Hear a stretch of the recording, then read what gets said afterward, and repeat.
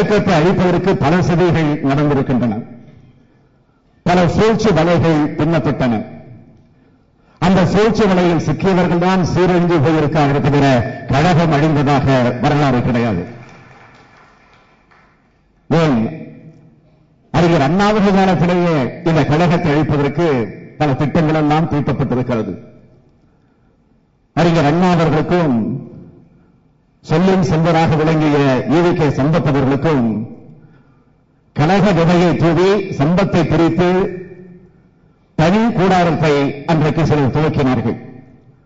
ஆனால் அந்த கூடாரம் என்னவாயிற்று என்று கேட்டால் வெள்ளத்தில அடித்துச் செல்லப்பட்டது. மகமும் சகையுமாக விளங்கிய தலைவர் அவர்களும் நாவலவர்களும் அவர்களை பிரித்திட திட்டங்கள் தீட்டப்பட்டன. ஆனால் அவர்களை பிரித்தால் இந்த கழகம் அழிந்துவிடும் என்று கனவு கண்டார்கள்.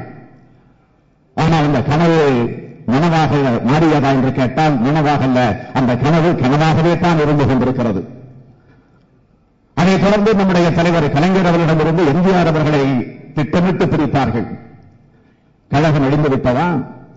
இல்லை. அதற்கு பிறகு வைகோ பிரிந்தார். கழகம் ஒழிந்து விட்டதா? இல்லை. இன்றைக்கு கம்பீரமாக இந்த கழகம் நிமிர்ந்து நிற்கிறது என்று சொன்னால் அதற்கு காரணம் நம்முடைய தலைவர் கலைஞர் என்பதை நான் பெருமையோடு குறிப்பிட்டு காட்ட விரும்புகிறேன். குறிப்பாக குறிப்பிட்ட ஒரு சில மாதங்களில் பத்திரிகைகளில் பார்க்கிறோம். மாத பத்திரிகை, வார பத்திரிகை, காலை பத்திரிகை, மாலை பத்திரிகைகள் தொடர்ந்து இன்றைக்கு செய்திகளை வெளியிட்டுக் கொண்டிருக்கிறார்கள். இந்த கழகத்தை களங்கப்படுத்த வேண்டும் என்ற எண்ணத்தில் கழகம் ஆட்சியிலிருந்து இறங்கி வரக்கூடிய 3 ஆண்டு காலம் ஆகியிருக்கிறது. அதிமுக ஜெயலலிதா தலைமையில் ஆட்சிக்கு வந்து 3 ஆண்டு காலம் ஆகியிருக்கிறது. ஆட்சிக்கு வந்திருக்கக்கூடிய ஆட்சியை பற்றி முதலமைச்சராக இருக்கக்கூடிய ஜெயலலிதாவை பற்றி இன்றைக்கு எந்த பத்திரிகைகளாவது எழுதி காட்டுகிறார்களா? இல்ல. ஆனால் ஆட்சியில் இல்லாத நம்மை பற்றித்தான், தலைவரை பற்றித்தான், கழகத்தை பற்றித்தான் எழுதுகிறார் என்று கேட்டால், ஆக இன்னமும் தமிழ்நாட்டிலே கலைஞருடைய ஆட்சி தான் நடந்து கொண்டிருக்கிறது என்பதை அவர்களை இன்றைக்கு ஒப்புக் கொண்டிருக்கிறார்கள். இதுதான் உண்மை. திட்டமிட்டு அவரும் குறிப்பா இப்ப பாத்தீங்கன்னா லேட்டஸ்டா தான் பாத்தீங்கன்னா எனக்கும் தலைவருக்கும் தகராறாம். தலைவருக்கு எனக்கும் சிந்திச்சு பார்க்க வேண்டாமா? யோசிச்சு பார்க்க வேண்டாமா? தலைவரை விட்டா இந்த நாடு இல்ல, நான் இல்ல, நீங்கள் இல்ல, ஏன் பத்திரிகைகளே கிடையாது.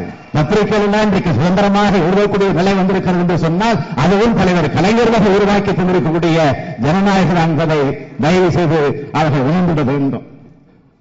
தலைவருக்கு இருக்கக்கூடிய அனுபவத்தின் காரணமாக, தான் பெற்றிருக்கக்கூடிய அந்த பண்பாட்டின் காரணமாக அதையெல்லாம் பொறுத்துக் கொண்டிருக்கலாம். அதை பற்றி அவர் கவலைப்படாமல் அலட்சியப்படுத்திக் கொண்டிருக்கலாம். ஆனால் இதற்கெல்லாம் ஏற்கனவே விளக்கமாக பத்திரிகைகளில் அறிக்கையின் மூலமாக தெளிவுபடுத்தியிருக்கிறேன். தெளிவுபடுத்தியதற்கு பிறகு இன்னும் எழுதி கொண்டிருக்கிறார்கள். அதுதான் இன்றைக்கு வேதனையாக இருக்கிறது. ஆகவே நான் அவர்களுக்கெல்லாம் குறிப்பிட விரும்புகிறேன். என்னை பொறுத்தவரையில் கழகத்திற்காக, கலைஞருக்காக இன்னமும் ஊக்கத்தோடு உற்சாகத்தோடு உழைக்கவே விரும்புகிறேன் தவிர வேறு எதுவும் கிடையாது. தலைவர் கலைஞருடைய உழைப்பை பற்றி நாம் இல்ல, இந்த கழகம் இல்ல, நம்முடைய தோழர்கள் மட்டுமல்ல, இந்த நாடு நன்றாக உணர்ந்திருக்கிறது. அவரை போல் உழைக்கக்கூடிய அந்த வாய்ப்பு நமக்கு கிடைக்கவில்லை என்று சொன்னாலும் அவர் கற்றுத் தந்திருக்கக்கூடிய அந்த பாடங்களை, அந்த வழிமுறையை பின்பற்றி உழைக்கக்கூடிய அந்த ஆர்வம் இன்றைக்கு நமக்கு வந்து கொண்டிருக்கிறது.